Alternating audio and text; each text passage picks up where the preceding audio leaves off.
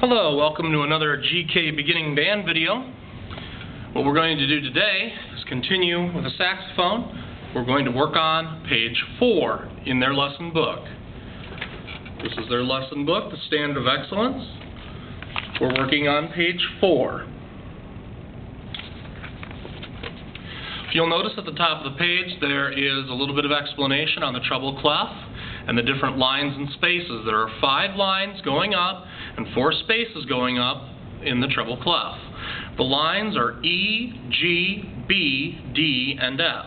The spaces are F, A, C, and E. We also learn about the whole note and the whole rest. If they'll read, a whole note gets 4 counts in 4/4 time. A whole rest also gets 4 counts in 4/4 time. If they would please go over that before they try the lesson, that would probably benefit them quite a bit. We're going to start by reviewing the first 3 notes. We have the B, which is going to be the first finger, remembering to skip the key up here. Skipping the smaller key, adding this finger here will give you the A. And adding the ring finger will give you the G. We're going to use those 3 notes today. And we're going to start by playing number 1, Busy B. Busy B has a whole note on the B, a whole rest, a whole note, a whole rest, all the way through the 8 measures of the piece. 1, 2, ready, play. 1, 2, 3, 4. 1, 2, 3, 4. 1, 2, 3, 4. 1, 2, 3, 4, stop. Notice that I am playing with good articulation. I'm using a T sound. What I've been trying to have the students do is first have them think almost like they're spitting a watermelon seed out, or trying to get something off their tongue. Then I have them put the tip of the tongue on the tip of the reed and try to get that articulated sound. Then I simply blow and use the tongue the same way on the tip of the reed to get the note, which gives me a sound right away as opposed to this, which is caused by just going and trying to get the sound out. Next up is the A train. We'll play the A in much the same fashion as we did Busy B. 1, 2, ready. 1, 2, 3. 1, 2, 3. 1, 2, 3. 1, 2, 3, 4, stop. When I count to 4, my first 3 counts are out loud. My 4th count I'm breathing in, so I can play on count 1. I'm also trying to tap my foot and keep a nice steady pulse. Super sax number 3 involves going from the B down to the A with some whole rests in between. 1, 2, ready. 1, 2, 3. 1, 2, 3. 1, 2, 3. 1, 2, 3, 4, stop. When the student is playing, they should keep the instrument in their mouths and breathe around the sides. You want to avoid playing a note, coming down like this, and then getting ready to play again. They should be ready. Their fingers should be poised over the notes. I always encourage them to be touching barely the pearls that are there. And then all they have to do is just drop the finger, as opposed to finding the note, then dropping the finger. We'll now work on G whiz, playing the G. We're going to play a whole note on G and a whole rest, all the way through the 8 measures. 1, 2, ready. 1, 2, 3. 1, 2, 3, 4. 2, 3, 4. 1, 2, 3, 4, stop.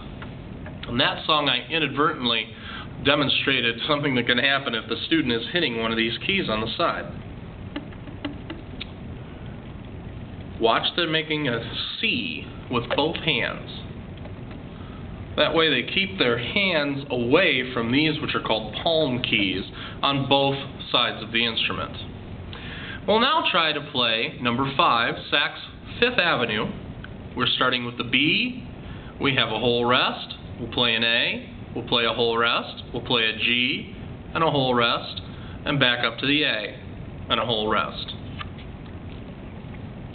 1, 2, 3. 1, 2, 3. 1, 2, 3. 1, 2, 3, 4.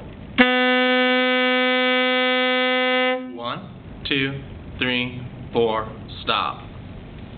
If your student is having trouble making a sound on the instrument, have them make sure that the instrument is assembled properly and that the instrument is not too low. They should also not be reaching down with their neck or craning up to reach the notes or to reach the mouthpiece. It should come right under the chin with the neck strap tightened. If they have to make an adjustment down or up, make sure they make those adjustments. Also, probably won't hurt, if they take the gooseneck off, check the mouthpiece, make sure that the reed is properly attached, also to make sure there are no chips or splits in the reed. If they want, they can try playing with just the mouthpiece and the gooseneck.